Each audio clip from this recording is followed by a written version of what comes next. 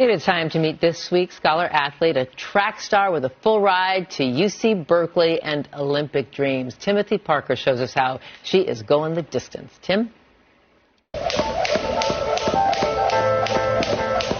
This high school senior is leaping into the next level. Lemio Edwards is a star on the Claremont High School track and field team. It takes a lot to stay in shape, but it's all worth it. She's a CIF Division I champion in the 800-meter and the 4x8 relay. Well, to be honest, I feel a little bit nervous at first going out on the track, but once I finally put on my spikes and I get into that kind of like game focused and kind of narrow down my focus into, okay, today's the day I'm going to win. That's when I started to feel like the competitive aspect in as soon as I hit the track. But not only is she a champion on the track, she's winning in the classroom with a 3.9 GPA, receiving a U.S. Congressional Certificate for Humanitarian Service. She has a full athletic scholarship from Berkeley and has an acceptance offer from the University of Pennsylvania. She would be the first in her family to go to a university of that magnitude. It's not just like I'm happy for my own accomplishments. I'm excited to what I can bring to my own family and how I could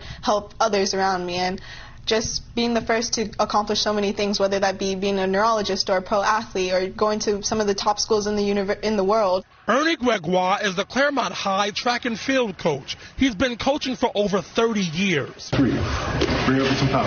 And says Lemio has the attributes of some of the top athletes and students he's ever been around. Well, they all have something in common. They're incredibly intrinsically driven. They're able to block out the noise on the outside and find ways to become champions. Lemio says the pursuit of athletics has not hindered her success in school, but rather it has helped it.